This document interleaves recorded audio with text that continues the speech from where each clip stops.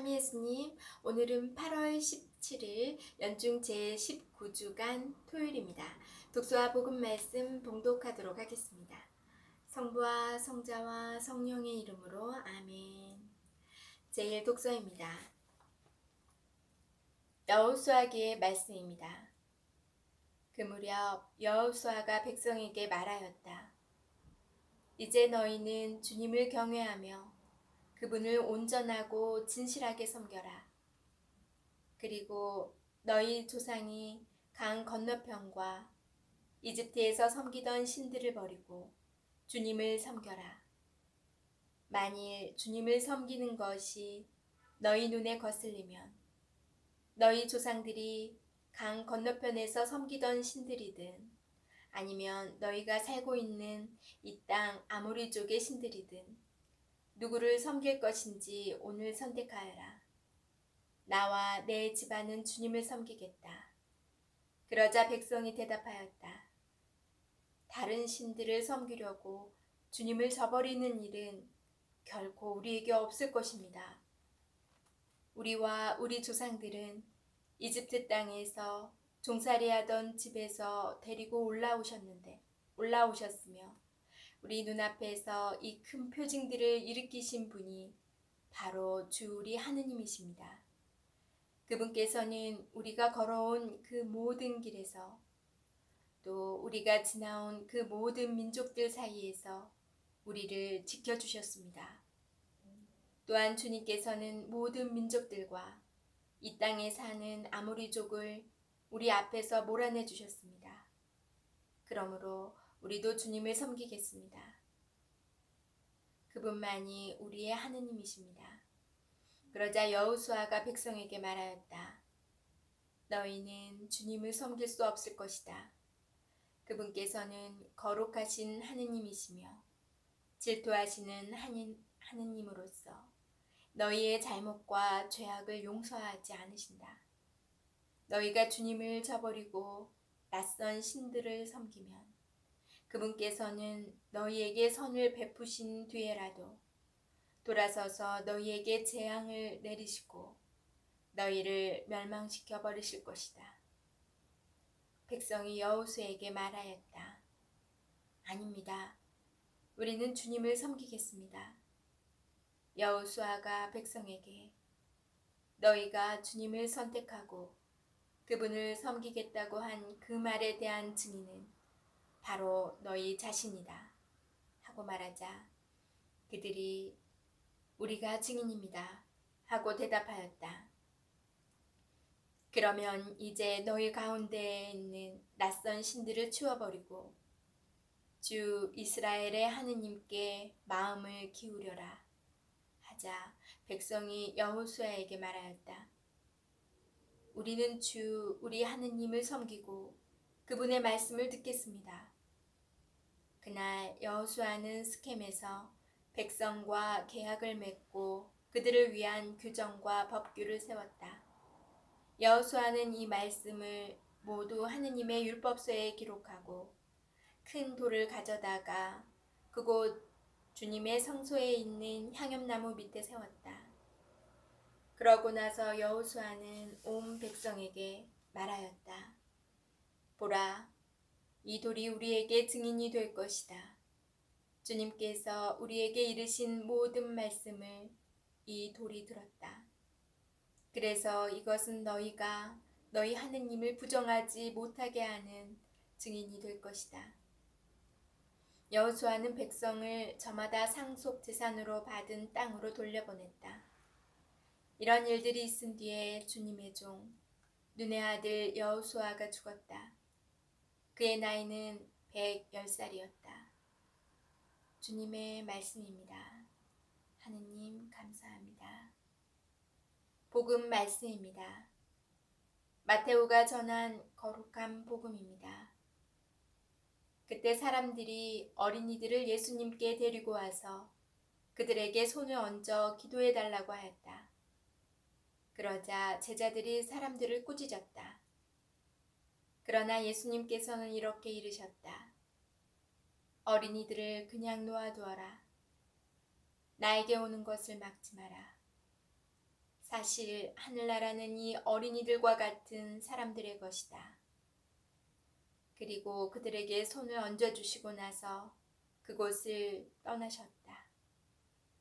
주님의 말씀입니다. 그리스도님 참여합니다. 잠시 묵상하겠습니다.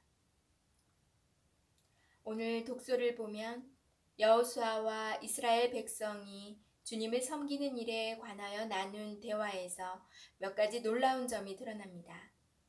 첫째는 여호수아는 이스라엘 사람들에게 주님을 섬기라고 명령하면서 그들에게 자유롭게 선택하라고 합니다.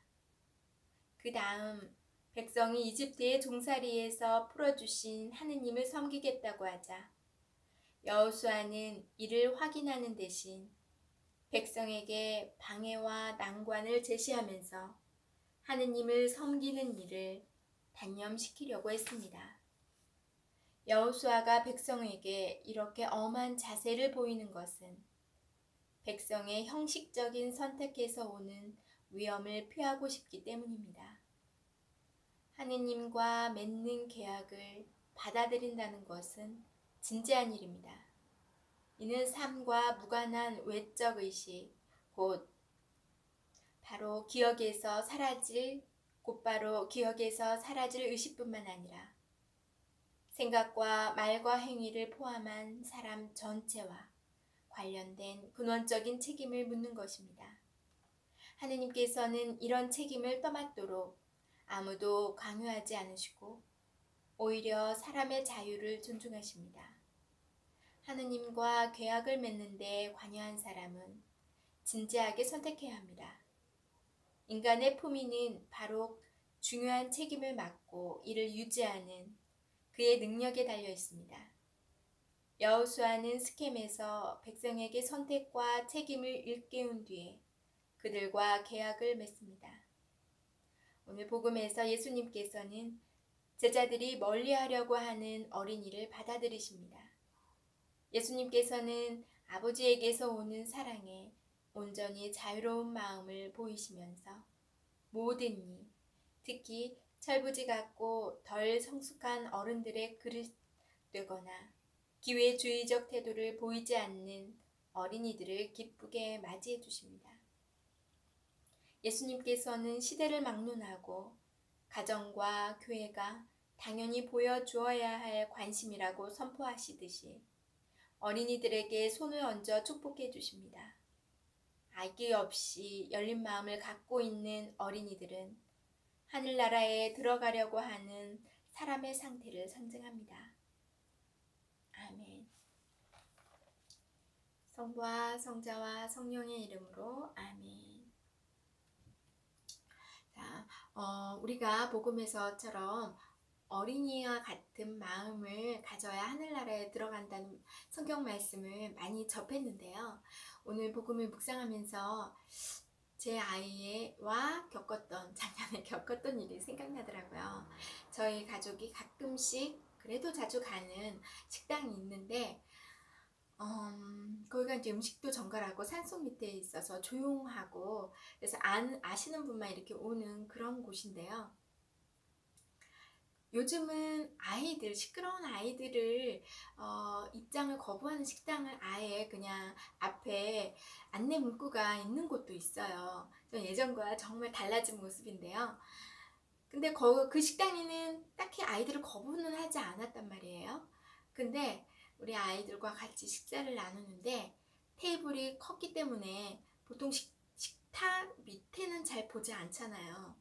바닥이 어떻게 되는지 전 잘 모르겠는데 저희 막내가 그때 좀 더 어렸으니까 지금보다 디저트를 먹고 귤이었는데 귤 껍질을 벗긴 후 그 껍질 가지고 좀 장난을 아이니까 장난감으로 여기고 장난을 친 거죠. 근데 그 귤 껍질들이 바닥에 다 떨어졌나 봐요. 계산을 하려고 나중에 갔는데 저희를 이제 거부하시더라고요. 주인이 다음에 오지 말라는 거예요. 그래서 이유는 아이가 너무 지저분하게 먹었다는 거예요. 저는 참 처음에는 미안한 마음도 들고 내가 단속하지 못했구나 라는 생각에 그냥 받아들였는데 집에 와서 곰곰이 생각하면 생각할수록 조금 너무하다 싶은 생각이 들더라고요. 그러니까 어른의 눈으로는 그저 아이는 근데 우리 아이가 뭐 식당을 돌아다니면서 떠들거나 뭐 남에게 방해를 준 적은 없었거든요. 단지 지저분했다는 이유만으로. 그래서 그분은 아이를 잘 이해를 못하는 것 같더라고요. 아이라면 당연히 어른의 눈과는 다르기 때문에 그 길껍질 하나라도 그게 놀잇감이 될 수도 있고, 그걸 만지다 보면 아무래도 어른처럼 꼼꼼하게 대하지 못하는 게 있어서 흘리고 떨어뜨리고 하는 건 너무 자연스러운 건데, 그거를 이해를 못하는구나. 그래서 손님 하나를 잃으시는구나 라는 생각이 들더라고요. 이 일화가 떠올랐는데, 내 삶에서도 어른들의 세계에서도 좀 부족하고 나의 판단으로 저 사람은 이 단체, 이 공동체에 어울리지 않아. 저 사람은 올바르지 않아. 정상이 아닌걸? 그런 노말하지 않다는 이유 때문에 내가 판단을 해서 누군가를 하나님으로 오는 이들을 멀리하게 만드는 일을 한다거나, 또한 사회에서도 누군가를 따시키거나 이런 일이 없나 좀 곰곰이 생각해 봤어요. 이런 일이 있을 수 있겠구나. 또 나도 모르는 사이에, 내가 느끼지 못한 사이에 그런 상처를 받은 사람도 있을 수 있겠구나라는 생각이 들더라고요. 그래서 조심해야겠다. 남을 판단하는 일, 그 사람을 제대로 이해하지 못하고 미리 판단해 버리는 일은 정말 위험하다는 걸 느꼈습니다.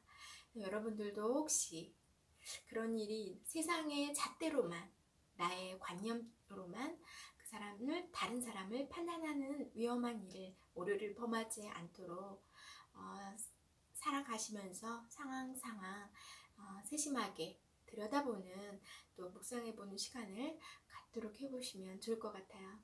오늘 아침에 비가 스콜처럼 엄청나게 쏟아붓다가 멈추다가 계속 반복되는데요. 혹시라도 또 비 피해 잊지 않으시도록 조심하시는 하루 되시기 바랍니다. 또 혹시 계곡이나 이런데 여행 가셨다가, 휴가 가셨다가 또 위급한 일 당하지 않도록 또 안전한 하루 되시길 바라고요. 저는 내일 다시 만날게요.